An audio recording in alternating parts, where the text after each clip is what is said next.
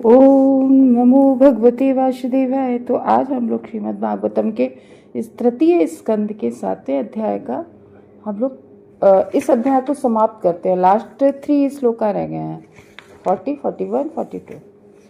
तो एतान मे पृच्छता प्रश्नान हरे कर्म विपेत्सया ब्रूहि मे ज्ञस्य मित्रात्वा देयजानस्त चक्षुषा।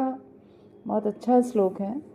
और अब जो है विदुर जी मैत्रेय ऋषि से कह रहे हैं कि हे मुनि, मैंने अभी तक इतने एतान में इतने सारे पृच्छता, इतने सारे मैंने आपसे प्रश्न पूछे। हम देख रहे हैं पूरा अध्याय प्रश्न का था। तो कह रहे हैं कि अभी तक मैंने इतने सारे आपसे प्रश्न पूछे और प्रश्नों का पूर्ण पुरुषोत्तम भगवान श्री हरि की लीलाओं को जानने का उद्देश्य ही रहा। सारे क्वेश्चन जो थे वो ये नहीं थे कि जैसे आज के समय में हम लोग गुरु के पास जाते हैं, हमारा पर्स कहाँ है, हमारी लड़की पर्स खो गया, हमारी लड़की का विवाह कब होगा, हमारे लड़के की शादी कब होगी। ऐसे क्वेश्चन नहीं थे विदुर महाराज के। कैसे थे? प्रश्नान हरि कर्म विवित्सया, हरि भगवान की पूर्ण पुरुषोत्तम भगवान की लीलाओं को जानने का उद्देश्य था। अद्भुत कर्मणा है जो भगवान के, कैसे? तो कह रहे हैं कि उन लीलाओं को जानने का उद्देश्य ही था रखा है।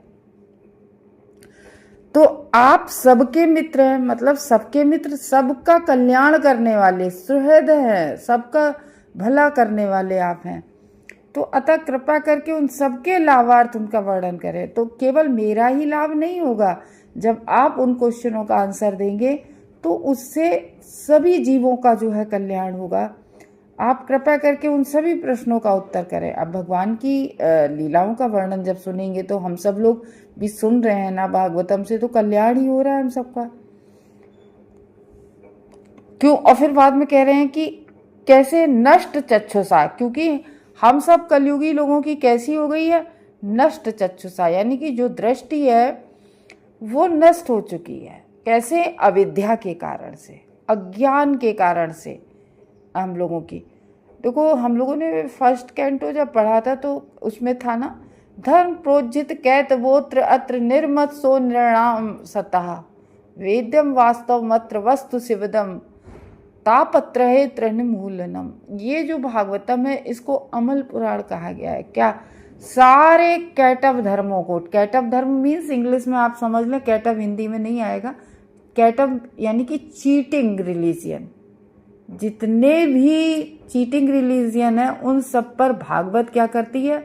धर्म प्रोज्जित कैत, वो सारे चीटिंग रिलीजियन पर सारे उस पर झाड़ू मारती है, प्रोज्जित करती। प्रोज्जित मीन्स झाड़ू मारना। तो ये भागवतम ऐसी, क्योंकि भागवतम में ऐसा कहीं नहीं है कि ये कर लो तो ये हो जाएगा, ये कर लो तो ये हो जाएगा। नहीं, ये सारे चीटिंग धर्मों से बिल्कुल केवल और केवल भगवान की भक्ति, भगवान के रूप गुण यश लीलाओं का वर्णन है। तो वही कह रहे हैं कि उन सबके लाभार्थ वर्णन करो जिनकी अज्ञान के कारण दृष्टि खो गई है। तो विदुर ने श्री भगवान की, विदुर महाराज ने प्रेममयी दिव्य सेवा के सिद्धांतों को समझने के उद्देश्य से इस तरह के प्रश्न पूछे, नाना प्रकार के, कई प्रकार के प्रश्न। पूरा अध्याय हम लोगों ने देखा प्रश्न पूछते पूछते मैत्रेय ऋषि से। और भगवत गीता देखिए आप, जो उसका 2nd चैप्टर है 41 में वर्णन हुआ है कि भगवान की भक्ति अनन्य है। मतलब अनन्य, मतलब भगवान के भक्ति जैसा कोई भी अन्य चीज नहीं है। चाहे आप ज्ञान योग ले लो और आप अष्टांग योग ले लो, आप कुछ भी ले लो, भगवान की अनन्य भक्ति। और भक्त का मन अनिश्चितताओं की अनेक शाखाओं की ओर नहीं मुड़ता है। अगर भक्त है तो इधर उधर उसका मन नहीं डोलता है। मात्र एक लक्ष्य होता है, भगवान की भक्ति करना, भगवान की प्रेममयी सेवा करना। तो विदुर का उद्देश्य श्री भगवान की उन सेवा में स्थिर बने रहना था। विदुर का क्या था कि भगवान की सेवा में हम लगातार बने रहें। और हम लोगों को क्या है, हम लोग क्या कहते हैं कि जब तक हम लोगों को संगत मिलती है हम लोग भगवान की सेवा करते हैं। और बहुत बार कैसा होता है कि हम लोग, ऐसा नहीं होता है कि हम लोग कहते हैं अरे हम तो अब इस मतलब हम तो अब उस पद पर पहुंच गए हैं, अब हमें मतलब भगवान की सेवा नहीं करना है, भाव भक्ति करने लगते हैं। तो ऐसे लोगों का पतन बहुत जल्दी हो जाता है। जबकि जीवे न सब रूप है कृष्णे न नित्यदास, तो जिसमें मनुष्य इधर उधर भटके बिना लीन रहता है और भक्ति अगर करता है तो भटकता नहीं, इधर उधर की शाखाएं नहीं पकड़ता है कि अब ये कर लें अब वो कर ले, ये नहीं करता। उन्होंने श्री मैत्री मुनि की मित्रता का दावा इसलिए नहीं किया है कि वे मित्रा के पुत्र थे। बहुत अच्छी बात यहाँ कह रहे हैं तात्पर्य में कि यहाँ पर जो इस श्लोक में उनको मैत्री ऋषि को मित्र कहा गया इसलिए नहीं मित्र कहा, पहले आया था ना कि वो मित्रा के पुत्र थे मैत्रेय जी, इसलिए उन्हें, लेकिन यहाँ पर मित्र क्यों कहा गया? क्योंकि वो मित्र इसलिए कि सारे जीवों पर कल्याण करने के लिए ये सारे क्वेश्चनों का आंसर देंगे, तो इसलिए कहा गया है कि मित्र सभी जीवों के कल्याण करने वाले हैं, मित्र हैं। किंतु इसलिए किया कि श्री मैत्रेय वस्तुतः इन सबके मित्र थे जिन्होंने भौतिकता से प्रभावित होकर अपनी आध्यात्मिक दृष्टि खो दी। भौतिकता से प्रभावित होकर, ये बहुत अच्छी बात है हम सब बद्ध जीवों के लिए। हम लोग क्या है, भौतिकता से कैसे प्रभावित हैं, हम लोग आध्यात्मिक जीवन में क्यों नहीं जा पाते हैं? कैसे भौतिकता से ऐसे प्रभावित है? हम लोगों ने किसी का बहुत बड़ा घर देखा, काश ऐसा घर मैं भी कभी बनवा पाता, काश ये पद मुझे भी मिल जाता, ये पद मैं भी प्राप्त कर सकता, काश ये लंबी कार मेरे पास भी होती, मेरे घर में भी खड़ी होती। ये चीज़ जो है, ये चीज़ हम भौतिकता से प्रभावित होकर ही तो ऐसी करते हैं।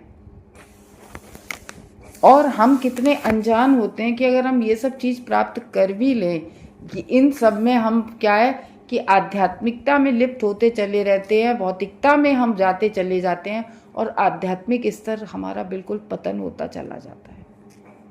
फिर हम क्योंकि देखो, या तो भौतिकता में बहुत ज़्यादा लीन हो जाओ या फिर आध्यात्मिकता से, तो ये है।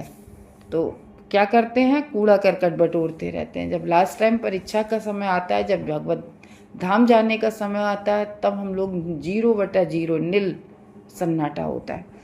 तो इसलिए यहाँ पर उनको मित्र कहा गया है कि वो जो ज्ञान देकर जो हम जैसे बद्ध जीवों की दृष्टि खोल सकें, आंखें खोल सकें।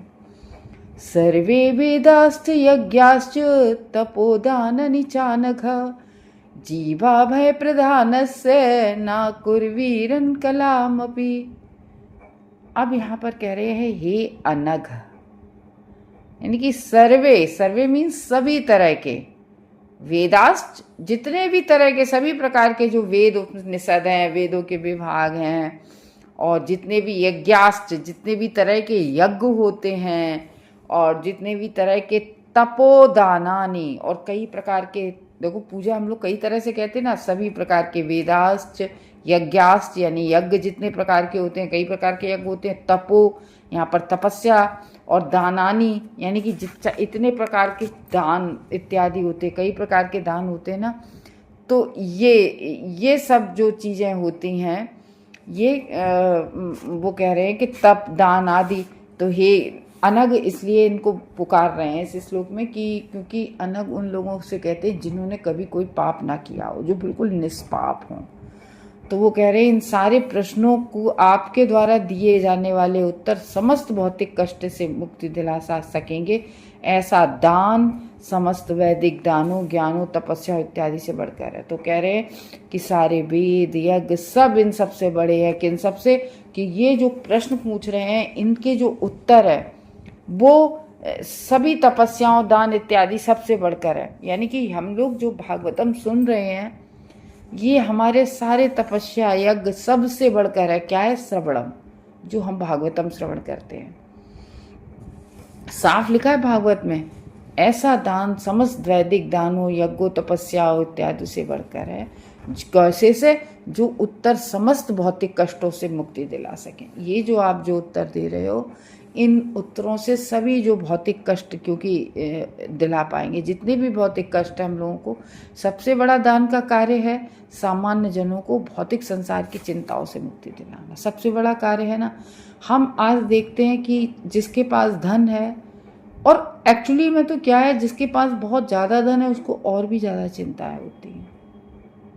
ये पॉइंट बहुत ध्यान देने वाली बात है। आप देखना जरा कि और हम जब भागवतम जब हम लोग सुनते हैं, भगवान का नाम लेते हैं, ऐसे व्यक्ति को बहुत कम चिंताएं होती हैं, क्योंकि वो ज़्यादा सोचते ही नहीं है किसी के बारे में।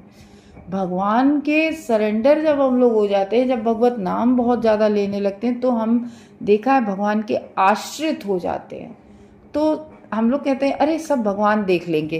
तो जब भगवान के जैसे जैसे हम भजन करने लगते हैं, जैसे जैसे हमारा भजन बढ़ता है, वैसे वैसे हमारी डिपेंडेंसी, हमारा पूरा मतलब फोकस भगवान की तरफ हो जाता है कि जो करेंगे वो अच्छा करेंगे। एक भक्त की यही तो टेंडेंसी हो जाती है, अरे भगवान सब अच्छा करेंगे इस तरीके से। लेकिन सामान्य जन क्या होते हैं, वो हमेशा उन्हें भौतिक संसार की चिंता, कहीं ये कर रहे हैं ऐसा ना हो जाए, कहीं यहाँ लॉस ना हो जाए, कहीं ये ऐसा ना हो जाए, भय चिंता ये सब लगी ही रहती है भौतिक संसार में। तो जो सबसे अच्छा सबसे बड़ा दान क्या हम लोग कहते हैं, विद्या दान दो, शिक्षा दान दो, और ये दो वो दो। सबसे बड़ा दान है कि अगर आप किसी व्यक्ति को भगवान से जोड़ दें, अगर वो भगवान से जुड़ जाएगा तो उसे भौतिक चिंताओं से मुक्ति मिलने लगेगी। इसलिए यहाँ बहुत अच्छा पॉइंट है कि अगर आप भक्ति में आ गए हैं तो कोशिश करें किसी और को भी भक्ति में ले आए हाथ पकड़कर, ऐसा। और ये भौतिक संसार की चिंताओं से मुक्त होना, ये केवल और केवल श्री भगवान की भक्तिमयी सेवा संपन्न करने से हो सकता है। ये चीज इसका तो निवारण कोई भी है नहीं है। मान लीजिए किसी के पास अगर घर नहीं है, आपने उसको घर दिलवा दिया, तो उसकी नई चिंता फिर कल तैयार हो जाएगी, हम खाएं कैसे रोज। तो वो अगर आपने मान लो उसके घर 25 बोरी ले जाके अन्नदान सब दे दिया, फिर उसके बाद में उसकी एक नई चिंता, फिर उसके और नई चिंता, हम अपना स्टेटस कैसे बढ़ाएं, ये वो भौतिक चिंताएं कभी कम होती हैं, नहीं होती है ना। लेकिन इन सबका निवारण एक ही है कि भगवान की भक्ति में ही सेवा संपन्न करना। और ऐसा ज्ञान अतुल्य है, इससे बढ़कर इसकी तुलना किसी भी ज्ञान से नहीं की जा सकती। किससे? भगवत ज्ञान। अर्जुन कुरुक्षेत्र के युद्ध में थे, तो तब भगवान ने भगवत ज्ञान दिया था ना अर्जुन को। भगवान गुरु बने थे, भगवत ज्ञान दिया था, और अर्जुन को सारे शोक मोह सब भय सब कुछ दूर हो गया था उनका, फिर युद्ध करने लगे थे। तो वेदों के ज्ञान का अनुशीलन करना, यज्ञ करना, उदार रूप से दान देना, ये सब मिला लो, ये सब मिलकर भक्ति से प्राप्त होने वाली तथा संसार की पीड़ा से मिलने वाली शांति के एक अंश के भी तुल्य नहीं है। तो जो भक्ति है, भक्ति के समान कुछ भी नहीं है। तो मैत्री मुनि के दान से न केवल विदुर लाभान्वित हुए, मैत्री ऋषि ने क्या दान किया विदुर को? भगवत ज्ञान, भगवान का ज्ञान दिया। और तो केवल यहाँ पर विदुर ऋषि नहीं लाभान्वित हो रहे, हम सब भी लाभान्वित हो रहे हैं। जितने हम सब लोग भागवतम पढ़ेंगे, श्रवण करेंगे, तो सब लाभान्वित होंगे। अपितु अपनी वसुधामयी प्रकृति के कारण यह दान सभी कालों में अन्य सबों को उद्धार करेगा, आगे समय आने वाले में सबका उद्धार करेगा। इस तरह मैत्रेय मुनि अमर हैं। तो जो उनका ज्ञान है, हम लोग जैसे वेद व्यास ने हमारी भागवतम लिखी, तो अब वो हम लोग उनके साथ जब हम लोग भागवतम पढ़ते हैं, हम लोग उनके साथ होते हैं कि नहीं होते हैं? जैसे प्रभुपाद हैं, उन्होंने अपनी किताबें लिखी, जब हम उनकी किताबें पढ़ते हैं तो ये सब लोग किताबों के माध्यम से जीवित होते हैं, हमेशा अमर होते हैं। तो लास्ट इसका है श्लोक, श्री शुक उवाच। अब ये सब बात हो गई, अब जब यहाँ आ जाओ सुखदेव गोस्वामी जो परीक्षित महाराज से कह रहे हैं। तो सुखदेव गोस्वामी क्या कह रहे हैं परीक्षित महाराज को? सा इत्थमा पृष्ठ पुराण कल्पा कुरु प्रधानेन मुनि प्रधाना प्रबद्ध हर्षो भगवत कथायाम सच्चोदितस्तम प्रहसन्निवाहा। तो अब कह रहे हैं श्री सुखदेव गोस्वामी ने कहा, इस तरह से वे मुनियों में प्रधान जो श्री भगवान विषय कथाओं का वर्णन करने हेतु सदैव उत्साहित रहते थे। हमेशा देखो, भगवान का भक्त भगवान की बातें करने के लिए हमेशा उत्साहित रहता है। कोई आए तो सुने तो विदुर द्वारा इस तरह से विदुर ने उन्हें प्रेरित किया कि कृपया ब्रूहि, कृपया कहिए हमें। क्या कहिए? भगवत ज्ञान। तो इस तरह से प्रेरित किए जाने पर पुराणों की जो विवरणात्मक व्याख्या का वर्णन करने लगे, वे तो इस तरीके से जो विवरण करने लगे, वो भगवान के दिव्य कार्यकलापों के विषय में बोलने के लिए बड़े उत्साहित। भक्त हमेशा भगवान के बारे में बोलने के लिए उत्साहित रहता है। तो इस तरीके से जो बहिरंगा शक्ति होती है, अब इसको बहुत लास्ट में हम लोग एसेंस समझ लें इसका, कि जो बहिरंगा शक्ति जो माया देवी है, वो हम सबको भ्रमित किए रहती है। हम सब लोग उसी के द्वारा तो भ्रमित हैं, और हम लोग कुछ भी देख नहीं पा रहे। हम लोग क्या, इसी अध्याय में हमने देखो हम लोगों ने पढ़ा था कि ये जगत कैसा है, स्वप्नवत, यानी कि हम स्वप्न देख रहे होते, स्वप्न में अपना सिर कटा हुआ और हम उसको बिल्कुल सच मान लेते हैं। इसी तरीके से ये जगत है, हम ये जगत बिल्कुल देखने में सच्ची मुच्ची का लगता है। तो ये हम इल्यूजन, हम ये बहिरंगा शक्ति की, माया देवी की जो अविद्या के द्वारा जिसकी हम सबकी ज्ञान की जो दृष्टि खो गई है, हम लोग इसीलिए इसको सच मानते हैं। तो ऐसे बंधु भाव से श्री हरि के चरित्र को जानने की इच्छा जब होती है, भगवान हरि का चरित्र जानते हैं और भगवान चरित्र के, उनका चरित्र जानकर भगवान की प्रेममयी सेवा करने का मौका मिलता है। हरि की लीला का श्रवण करना ही हम लोगों के जीवन का मुख्य श्रेय है।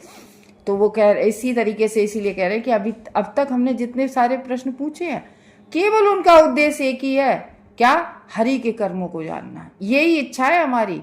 तो यही हमें बताइए भगवान के ही बारे में। तो कह रहे, मुझ अगस्त्य मित्रता के गुण होने के कारण से बोलिए, आप हम सब जैसे अज्ञानियों के लिए मित्र हैं। अविद्या के कारण ज्ञान नष्ट हो चुका है, तो इसलिए हमारा उद्धार, हम सबके उद्धार के लिए कहो। भगवान कहते ना भगवत गीता में, मुझ में ही मन लगाओ, मुझ में ही बुद्धि लगाओ, निश्चित ही तुम मेरे पास आओगे। ये कह रहे हैं ना भगवान भगवत गीता में। देखो आप क्यों कहा गया, इसी अध्याय में हम लोग सुन चुके कि प्रामाणिक गुरु के पास जाओ, जो गुरु से इस परंपरा से है। देखो आप कभी कर्मकांडी पंडित के पास जाइए, कभी भी आप जाइए, एक बहुत मतलब ईमानदारी से बात सोचने की है। किसी कार्मिक पंडित के पास जाइए, वो कभी भी आपकी आध्यात्मिक प्रगति की बात करेगा कि ये करो तो तुम्हारी आध्यात्मिक प्रगति होगी, भौतिक जगत से तुम्हें मतलब विरक्ति होगी, नहीं, कभी नहीं कहेगा। ये करो तो ये हो जाएगा, ये करो तो ये हो जाएगा। कभी भी आपको नहीं बताएगा आध्यात्मिक प्रगति के बारे में, आपकी आत्मा के बारे में, कि आपकी आत्म कल्याण के बारे में कभी भी नहीं बताएगा। तो भौतिक प्रगति के बारे में हमेशा बताएगा, ये है। तो इस तरीके से कह ले कि हम लोगों को सोचना चाहिए कि हमारा कल्याण कैसे होगा। देखो जब हम भागवत सुनने लगते हैं, भागवत श्रवण से हमें जितना अभय मिलता है, हमें जितनी शांति मिलती है, हमारा डर, शोक, मोह, भय, सब कुछ हमारा नष्ट हो जाता है भागवतम सुनने से। तो और हम इसमें इस लास्ट श्लोक में हम लोग ये भी जाने, लास्ट के 3 श्लोकों में, कि इसमें था कि सारे वेद, तपस्या, दान से भी इतना फल नहीं मिलता है जितना फल किससे मिलता है, भगवान के हरि नाम श्रवणम से। तो इसलिए कि भागवतम नहीं छोड़नी है, क्योंकि भागवत सुनने से जो हमारा चित्त है, हमारी चेतना है, हमारी चेतना सुंदर होती है, हमारा चित्त पवित्र होता है। तो इस तरीके से मैत्री मुनि जैसे जो महान विद्वान मुनिगण हैं, वो भगवान के दिव्य कलापों का वर्णन करने हेतु सदैव हमेशा उत्साहित रहते, बस सुनने वाले की जरूरत होती है। तो इस तरीके से बोले जाने हेतु विदुर द्वारा आमंत्रित किए जाने पर श्री मैत्री मुनि हंसते से प्रतीत हुए, मुस्कराए, क्योंकि उन्हें वास्तव में दिव्य आनंद की अनुभूति होती है। देखो भगवान की बात सुनने वाले को तो आनंद मिलता है, कहने वाले को भी बड़ा आनंद प्राप्त होता है। तो इस प्रकार से श्रीमद् भागवतम के इस तृतीय स्कंद के अंतर्गत विदुर द्वारा प्रश्न के 7वें अध्याय का भक्ति वेदांत तात्पर्य पूर्ण हुआ। हरे कृष्णा, हरि बोल।